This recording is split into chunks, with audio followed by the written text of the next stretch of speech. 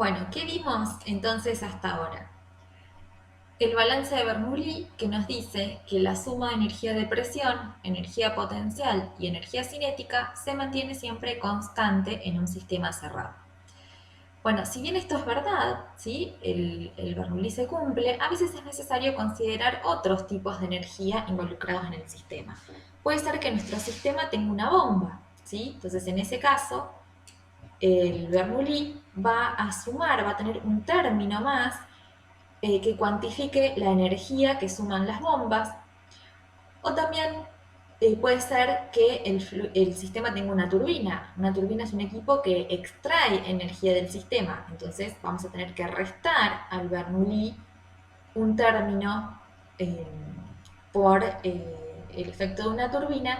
Y también lo que vamos a tener siempre, siempre restando nuestro balance de energía son las pérdidas por fricción. ¿Qué son las pérdidas por fricción? Vamos a estar hablando bastante de este término de ahora en más. Es la energía que se pierde por el simple hecho de circular en un sistema, ¿sí? Por el hecho de que el fluido circule, ¿sí? La fricción que se genera del fluido con las paredes de la cañería genera una pérdida de energía que, por supuesto, la tenemos que tener en cuenta en nuestro sistema. Entonces, supongamos que nuestro sistema es esta cañería, ¿sí? Esta cañería que tiene una bomba. Este es nuestro punto de entrada al sistema, este es nuestro punto de salida, ¿sí? La entrada de la cañería es el punto 1, la salida de la cañería es el punto 2. ¿Cómo queda nuestro balance de energía mecánica, nuestro Bernoulli expresado para este sistema? Bueno, el punto 1 va a tener energía potencial, energía cinética, energía de presión. Los mismos términos los vamos a encontrar en el punto 2. El punto 2 va a tener su término de energía potencial, término de energía cinética y de energía de presión, pero vamos a tener que tener en cuenta que a toda la energía que tenemos en el punto 1 le tenemos que sumar la energía de la bomba, si tenemos una bomba, como es en este caso, colocada en nuestro sistema, le vamos a tener que restar a esta energía, ¿sí? Si esta, supongamos que hacemos un gráfico de energía, ¿sí? El punto 1, ¿qué energía tiene? Y bueno, va a tener un poquito de energía potencial, ¿sí? Esta va a ser la energía H1. Va a tener sumado a esa energía la cinética, velocidad en 1 al cuadrado sobre 2G. Va a tener sumado la energía de presión, presión en 1 dividido gamma. Bueno, toda esta energía del punto 1 se le va a tener que sumar la energía que le dé una bomba, ¿sí? En el caso de que tengamos una bomba.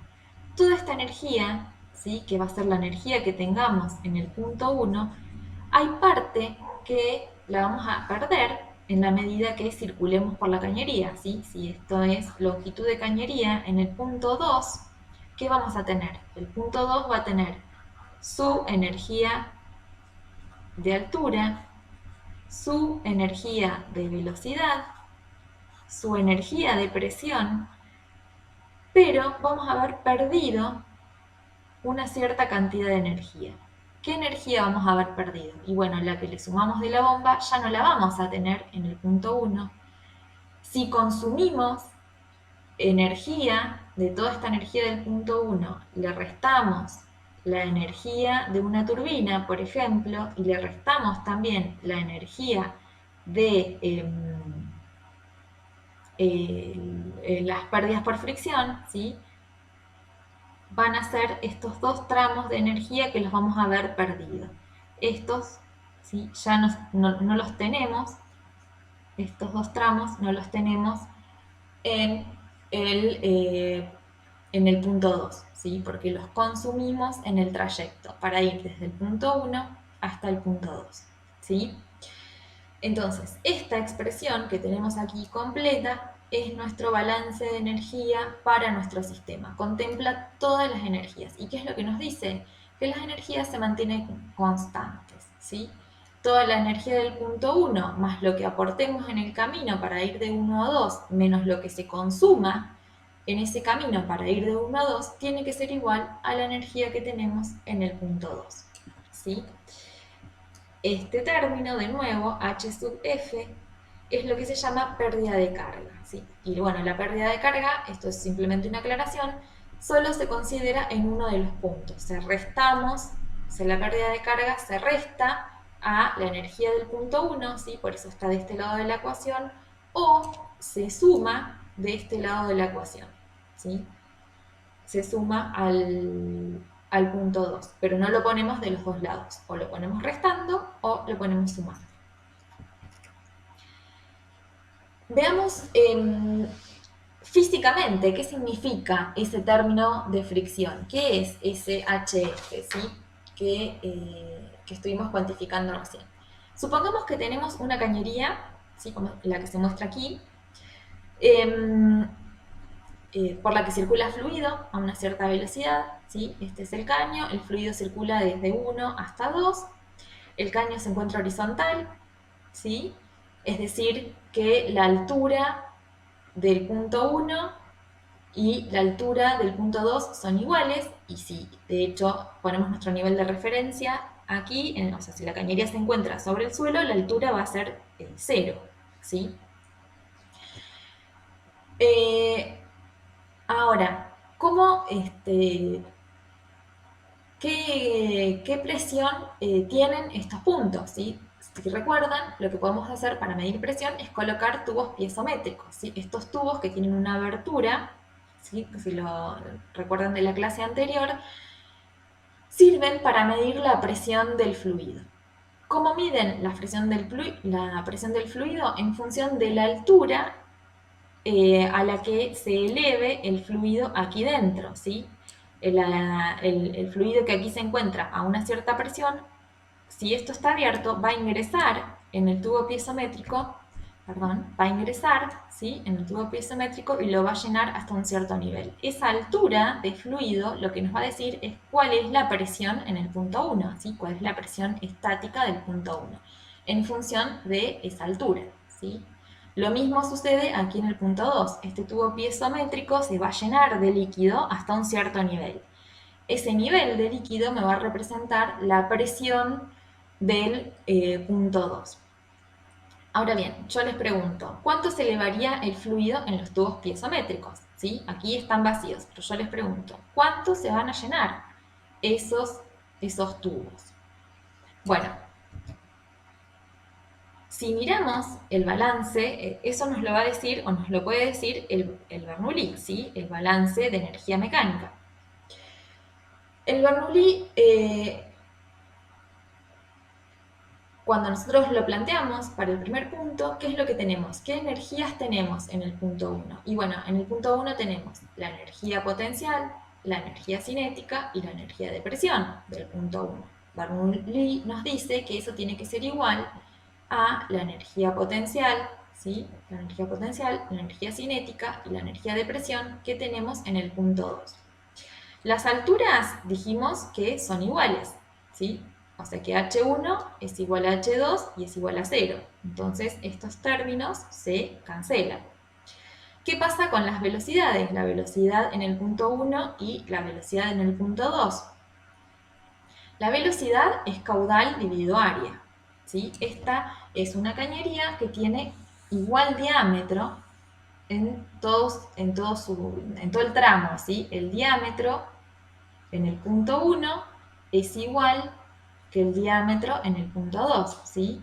O sea, si yo miro de frente la cañería, tiene el mismo diámetro en los dos puntos. Entonces, el caudal, que son los metros cúbicos por segundo que circulan en la cañería, son siempre los mismos, ¿sí? Yo no tengo ninguna pérdida, entonces tengo siempre el mismo volumen circulando por mi cañería. La velocidad, que es el caudal dividido el área. La velocidad en el punto 1 es el caudal dividido pi por diámetro 1 al cuadrado sobre 4. La velocidad en el punto 2 es caudal dividido pi por diámetro 2 al cuadrado sobre 4. Si estos diámetros son iguales y el caudal es igual, la velocidad en 1 y la velocidad en 2 son iguales, ¿sí? Entonces, cuando planteamos el Bernoulli en 1 y en 2, nos quedan que las alturas más la velocidad al cuadrado sobre 2g más la presión en 1 sobre gamma tiene que ser igual a la altura del punto 2 más la velocidad del punto 2 más la presión del punto 2. Estas alturas son 0, ¿sí? Porque tenemos el mismo nivel. Y la velocidad en 1 es igual a la velocidad en 2. Entonces, si sumo lo mismo de los dos lados de la ecuación, esto se simplifica. ¿Qué es lo que me dice Bernoulli? Si esto fuera un sistema ideal, la presión en 1 sobre gamma tiene que ser igual a la presión en 2 sobre gamma, ¿sí? Si el sistema fuera ideal, ¿qué pasaría con el líquido dentro de las ramas, o sea, dentro de los tubos piezométricos? Se tendrían que elevar los dos la misma altura, ¿sí? Si mi sistema fuera ideal. ¿Qué ocurre en la realidad? En la realidad, el tubo piezométrico colocado en el punto 2 me va a medir menos presión, ¿sí? Esta altura de líquido va a ser más chica que esta altura de líquido. ¿Por qué sucede esto? Porque el fluido, para ir del punto 1 al punto 2, pierde energía por fricción, o sea, pierde esta cantidad de energía. Entonces, el Bernoulli no es suficiente plantearlo, ¿sí? No es suficiente plantear el Bernoulli solamente con los términos de energía potencial, de energía cinética y de energía de presión, sino que además a la energía del punto 1, ¿sí? Toda esta es la energía que tengo en el punto 1, le tengo que restar las pérdidas por fricción. Y eso es lo que va a ser igual a la energía del punto 2, que sí es energía potencial, energía cinética y energía de presión. Entonces, este balance no es correcto en la realidad. ¿Por qué? Porque está faltando restarle a la energía del punto 1, está faltando restarle la energía potencial. Perdón, la energía por fricción. Lo que es correcto es que la energía de presión del punto 1 le tengo que restar las pérdidas por fricción que se gasta el fluido, ¿sí? Para ir del punto 1 al punto 2, y eso recién va a ser igual a la presión en el punto 2 sobre gamma. Entonces, fíjense que si uno puede medir cuál es esta altura, que lo puede hacer con un tubo piezométrico, supongamos que esta altura de fluido es 8 metros, ¿sí? 8 metros, y supongamos que este tubo piezométrico nos mide una altura de, no sé, 5 metros. ¿Cuánto valen las pérdidas por fricción? Y bueno, 8 menos las pérdidas por fricción me tienen que dar los 5 metros. Entonces estamos viendo que el fluido pierde 3 metros de energía por pérdidas por fricción. ¿Sí? Esa es una conclusión muy importante que llegamos a este punto, y es que en los sistemas reales existen pérdidas por fricción. Ya vamos a ver más adelante cómo hacemos para cuantificar estas pérdidas, si no tenemos la posibilidad de medir la presión en ambos puntos. Bueno, otra conclusión muy importante, o para la que nos va a servir el Bernoulli, es para los medidores de velocidad y los medidores de caudal. ¿Sí? Estos equipos que se utilizan para medir velocidad y para medir caudal funcionan con el principio de Bernoulli. Uno de los medidores de caudal, ¿sí? O de velocidad más conocidos es el tubo de Pitot. El tubo de Pitot es un tubo con forma de L, ¿sí? Como el que se muestra aquí, que posee un orificio orientado en forma perpendicular a la dirección del flujo. Es decir, esto es un tubo de Pitot, ¿sí? Es un tubo en forma de L que se encuentra abierto, ¿sí? Y ese tubo se orienta enfrentando al fluido, en el centro, en el medio de la cañería, ¿sí? O sea, si yo miro esto de costado, voy a ver la cañería, ¿sí? Por acá va el fluido, ¿sí? Por ahí adentro del caño va el fluido, y el tubo de pitot se coloca de manera que el orificio enfrente, ¿sí? Enfrente el fluido.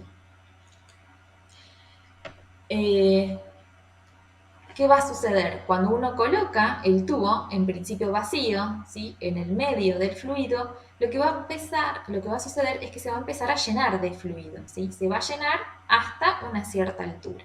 O sea que el fluido aquí dentro va a estar en reposo, ¿sí? Esto va a ser un fluido quieto, ¿sí? En el interior del fluido el tubo está en reposo. Y a su vez también tengo al lado un tubo piezométrico. Estos tubos están conectados en la pared del tubo, ¿sí? Como ven aquí en el dibujo, este tubo no llega hasta el centro de la cañería. Mide, ¿sí? Se encuentra colocado solamente en la pared del tubo. Y bueno, tienen distintos niveles de líquido, ahora vamos a ver por qué. Este tubo, ¿sí? El tubo pitot, lo que me permite es medir la presión que tengo en el centro de la cañería. Esa presión se denomina presión de estancamiento o presión total. ¿Por qué? Es la presión que alcanza el fluido si es frenado, ¿sí? Repentinamente. O sea, ustedes imagínense que el fluido viene por el interior de la cañería y cuando se encuentra con el fluido que está en reposo, este fluido que está acá está quieto, lo que hace es se frena inmediatamente. ¿Qué significa que se frena? Significa que pierde la energía cinética con la que venía, ¿sí? Yo tengo un fluido que viene en movimiento y se detiene repentinamente. Cuando se detiene, toda esa energía cinética que tiene, ¿sí? Se transforma en energía de presión. Entonces, el nivel de líquido que yo tengo aquí adentro del tubo es lo que se llama o es equivalente a la presión de estancamiento o presión total. Esa presión total que tiene el fluido, ¿sí? Esta altura de fluido, me mide tanto la presión estática como la presión dinámica, es decir, la presión por energía de presión en sí misma, con la que trae el fluido, más la energía cinética que se convierte en energía de presión. ¿Sí? Mientras que si lo comparamos con este nivel que mide, porque este tubo, si también es un tubo de vidrio, que está conectado a la cañería, porque el nivel es menor, el nivel de líquido aquí que el nivel de líquido aquí. Porque este tubo no está frenando el fluido que circula por aquí, ¿sí? El tubo que se encuentra colocado en la superficie, ¿sí? Tenemos dos tubos. El tubo que se encuentra colocado en la pared, ¿sí? Del fluido, no frena el fluido sigue circulando por aquí. Entonces, el nivel de líquido, ¿sí? en este tubo es correspondiente solamente a la presión que tenga este punto, ¿sí? El punto 1, el punto que se encuentra aquí abajo. Mientras que el tubo de pitot, ¿sí? Va a medir un nivel de líquido mayor. ¿Por qué? Porque va a estar frenando, o sea, el fluido que llega hasta la entrada, ¿sí? Se va a detener aquí, no va a poder seguir circulando, porque esto va a estar estanco, es como si chocara contra una pared. Entonces, toda la energía cinética con la que viene el fluido se transforma en energía de presión. Es decir, la diferencia, ¿sí? entre estos dos niveles va a ser porque la energía cinética de este fluido se convirtió en energía de presión. Esto va a medir una presión mayor, porque va a tener la componente de energía cinética que llevó a detener el fluido. Esto que se los explico gráficamente lo podemos poner en números, ¿sí? Es decir, si vamos a plantear el Bernoulli, ¿sí? El balance de energías entre el punto 1 y el punto 2 para verificar esto que está sucediendo, ¿sí? Teniendo en cuenta que esta presión, ¿sí? La que nos mide este tubo abierto, es la presión estática en términos de altura, y esta es la presión de estancamiento también en términos de altura, ¿sí? Recuerden que presión dividido peso específico nos da altura de fluido, ¿sí? Entonces, ¿cómo nos queda el Bernoulli en el punto 1? ¿Sí? En este primer punto de acá, ¿qué términos tiene el Bernoulli? Bueno, tenemos la altura del punto 1 más la velocidad que tenga el fluido en ese punto. Por supuesto, el fluido está circulando, entonces tiene una velocidad en el punto 1, más la energía de presión del punto 1. ¿Sí? Siempre cuando cuantificamos energías, planteamos energía potencial más energía cinética más energía de presión, ¿sí? Eso es lo que Bernoulli nos dice que se mantiene constante. Entonces, planteamos las tres energías en el punto 1, ¿sí? Eso tiene que ser igual a las tres energías en el punto 2. ¿Cuál es nuestro punto 2? Donde tenemos colocado nuestro segundo instrumento de medición, ¿sí? El tubo pitot. Entonces tenemos energía de altura, energía cinética, energía de presión. Si los dos puntos se encuentran a la misma altura, ¿qué sucede? Esta H1 es igual a H2. ¿Sí? Si tengo de los dos lados el mismo término, se cancelan entre sí. ¿Sí? H1 más la velocidad en 1 al cuadrado dividido 2G por la presión en 1 sobre gamma tiene que ser igual a H2 más velocidad en 2 al cuadrado sobre 2G más la presión en 2 sobre gamma.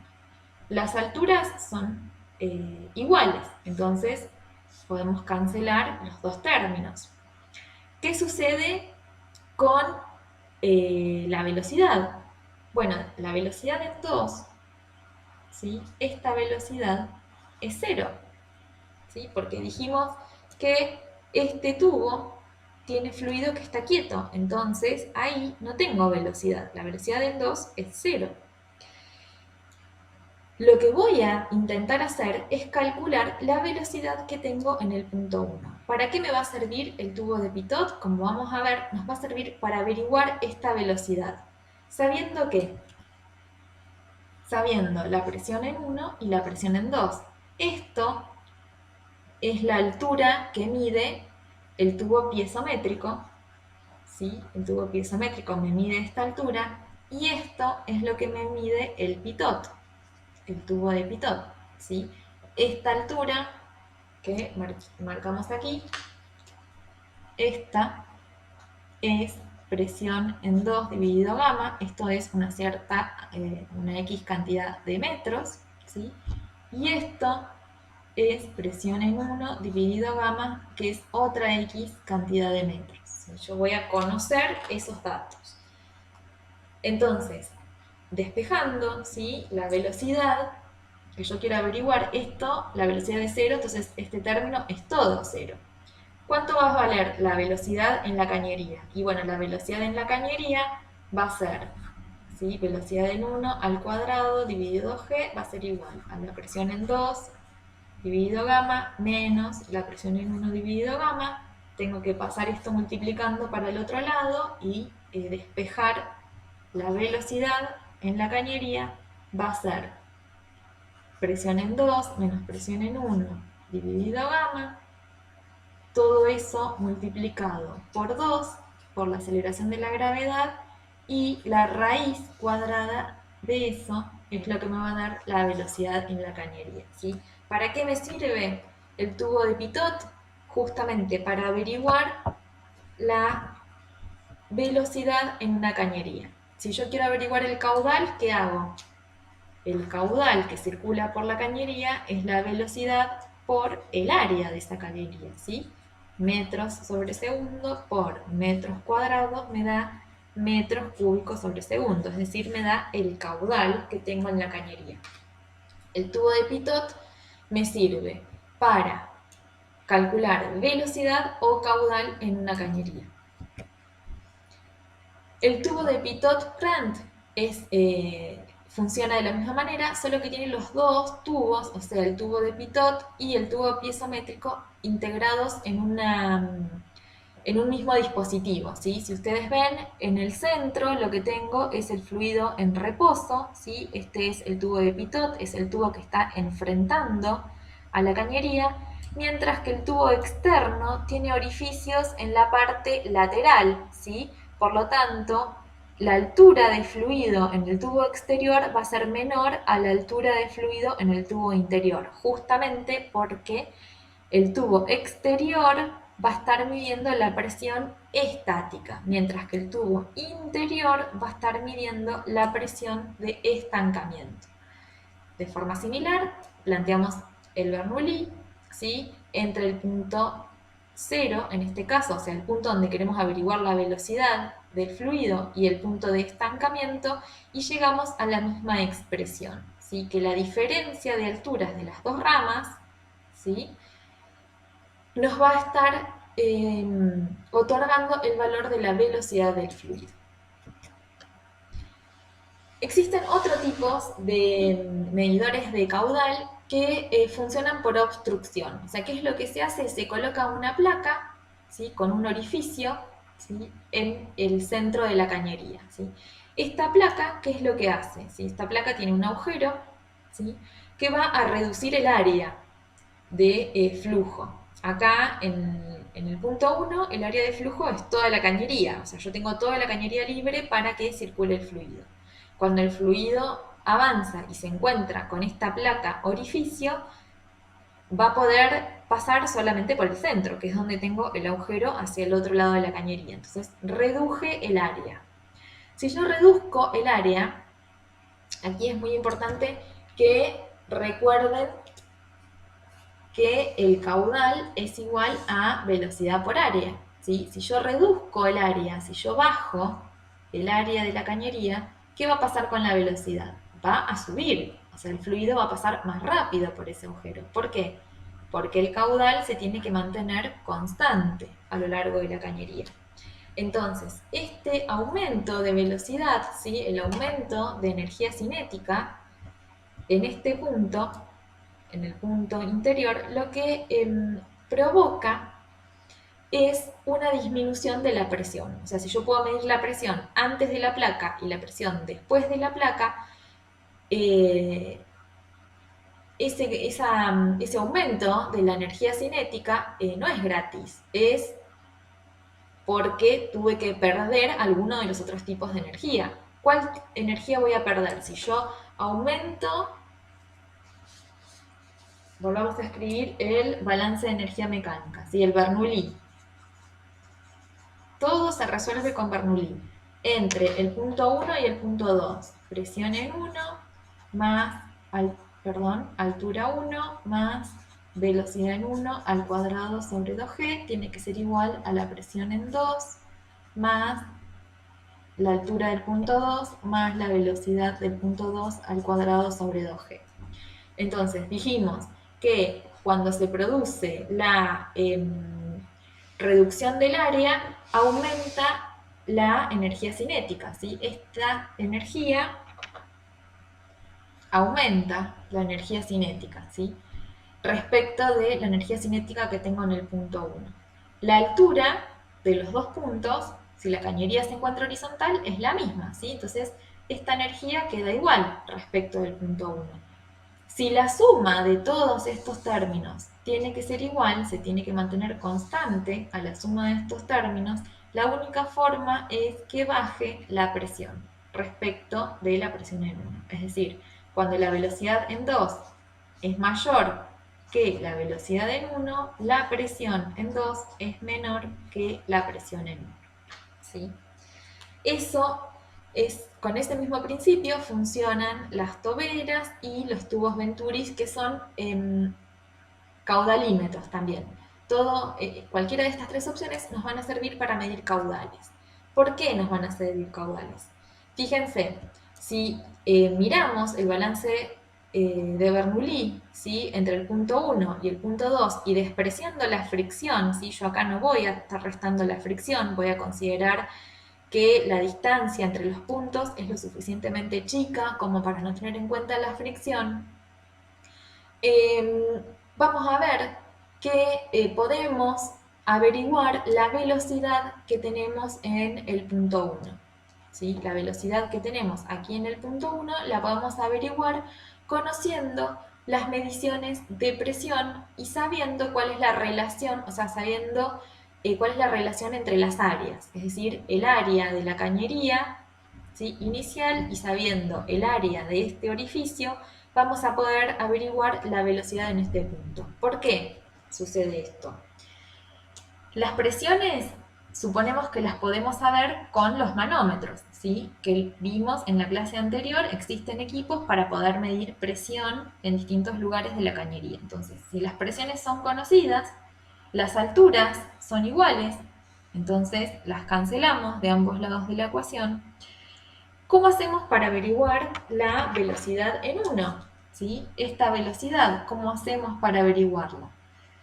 Bueno, lo que sí sabemos es que, de nuevo, el caudal se mantiene constante, es decir, que el caudal es igual a la velocidad en 1 por el área 1, tiene que ser igual a la velocidad 2 por el área 2.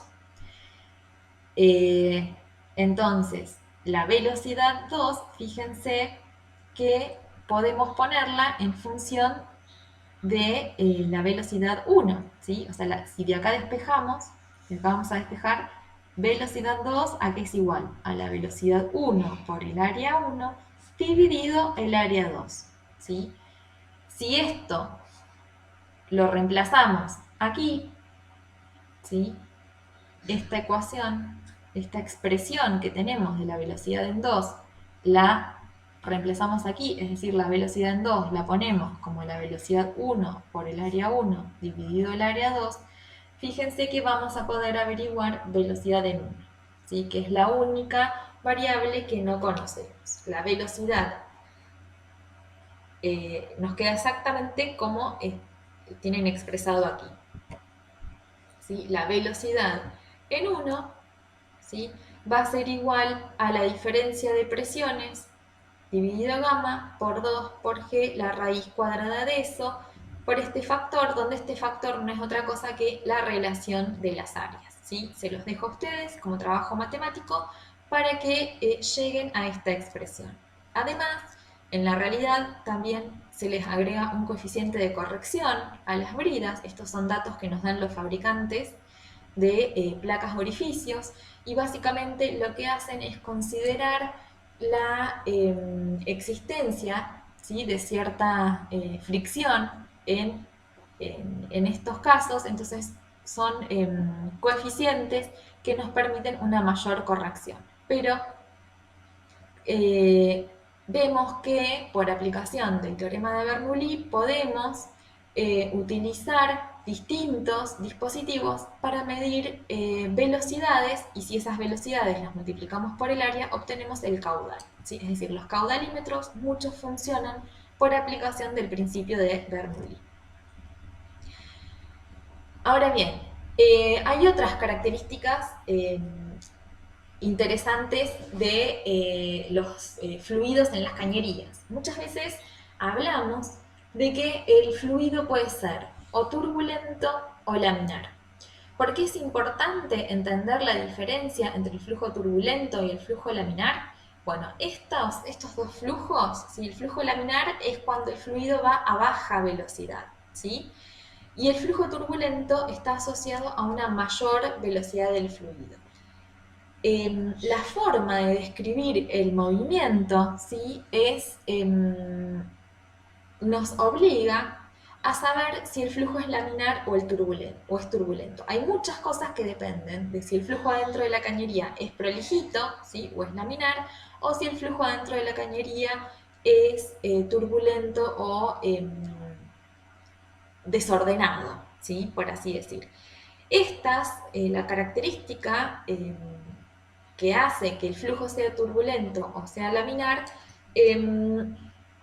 va a ser muy importante, ¿sí? ¿Cómo definimos o cómo sabemos si un fluido está fluyendo de manera laminar o de manera turbulenta?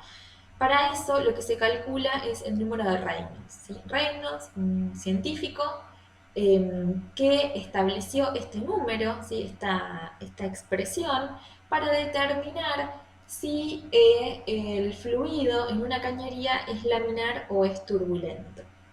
Básicamente este número depende, obviamente, de la velocidad que tenga el fluido, ¿sí? Cuanto más rápido vaya un fluido en una cañería, más alto va a ser el número de Reynolds, ¿sí? Y eso, digamos, es importante, ¿sí? Números de Reynolds altos están asociados con flujos turbulentos, mientras que números de Reynolds bajos están asociados con flujo laminar o flujos más prolijos, ¿sí? Entonces, el número de Reynolds, ¿sí?, nos va a indicar si estamos en flujo turbulento o en flujo laminar en una cañería. El número de Reynolds va a depender, entonces, de la velocidad que tenga el fluido, ¿sí? A mayor velocidad, más probabilidad de que el flujo sea turbulento, va a depender de la densidad que tenga el fluido y va a depender del diámetro de la cañería, ¿sí? Este D que aparece aquí es el diámetro de la cañería. Digamos, estas variables, velocidad, densidad, diámetro, es lo que se denominan fuerzas inerciales, ¿sí? Y lo que contrarresta el Reynolds, o sea, lo que hace que un Reynolds sea más bajo o que sea de origen laminar, son las fuerzas viscosas o las que están relacionadas a la viscosidad del fluido. Por eso en el denominador del número de Reynolds aparece la viscosidad. Es decir, un fluido viscoso, como por ejemplo la miel, que tiene alta viscosidad, va a tener un Reynolds más bajito, ¿sí? O va a tender a dar un Reynolds más bajo. Supongamos que tenemos agua en una cañería y tenemos miel, ¿sí? Supongamos que la velocidad que va a tener el agua en esa cañería es 1 metro por segundo, mientras la miel también va a viajar a 1 metro por segundo. El diámetro de la cañería es el mismo, supongamos que es 1 metro, ¿sí?, de diámetro. Supongamos que la densidad en el caso del agua es 1000, en el caso de la miel, supongamos que también tenemos la misma densidad, ¿sí? Esto es un ejemplo. La viscosidad del agua es 1, pero la viscosidad de la miel es mucho mayor que 1. Supongamos que es 100. Entonces, cuando calculamos este número de Reynolds, ¿sí?, nos va a dar 1000, porque nos va a quedar 1 metro, ¿sí?, 1 metro por segundo por 1000 por 1 metro dividido 1, o sea, nos va a dar 1000 ese número de Reynolds, mientras que si calculamos el número de Reynolds para la miel, ¿qué nos va a dar? 1000 de densidad dividido 100, que es la viscosidad, esto nos va a quedar 10, o sea, nos va a dar un Reynolds mucho más chiquito. Esto puede ser un régimen turbulento, mientras que esto, que es chiquito, va a estar más cercano a un régimen laminar, ¿sí?, o pequeño. Entonces, este parámetro, el número de Reynolds, es muy importante para poder determinar en qué tipo de flujo vamos a estar, si en un flujo laminar o turbulento, que como vamos a ver en la guía, en la unidad de cañerías, es muy importante para entender el comportamiento del fluido dentro de las cañerías. En líneas generales, ¿sí? Bueno, él es Reynolds, aquí les dejo la historia, ¿sí?, para que la lean. En líneas generales, un Reynolds menor que 1000 significa que el flujo es laminar, ¿sí? O sea, para que el flujo sea laminar, el Reynolds tiene que ser menor que 1000. Para que el flujo sea turbulento, el Reynolds tiene que ser mayor que 100.000, ¿sí? Que 10 a la quinta. En el medio lo que se tiene es una zona de transición, ¿sí? El flujo debe ser analizado cuidadosamente en esta zona de transición, mientras que es claro cómo estudiamos el flujo cuando es laminar o cuando es turbulento, que es lo que vamos a ver en la guía de cañerías. En resumen, ¿qué vimos hasta ahora? Propiedades de los fluidos, sistemas de unidades, qué es la presión, cómo se mide, cómo cuantificamos la energía de un fluido, ¿sí? Cuáles son los distintos tipos de energía, cinética, potencial, de presión. Vimos el teorema de Bernoulli, aplicaciones concretas del teorema de Bernoulli, qué es la pérdida de carga o pérdida de fricción en una cañería, y hablamos del flujo laminar, el flujo turbulento y el número de Reynolds. Todos estos conceptos nos van a permitir ingresar a la siguiente unidad, que es el flujo en cañerías. Muchas gracias y quedamos atentos a las dudas que puedan tener.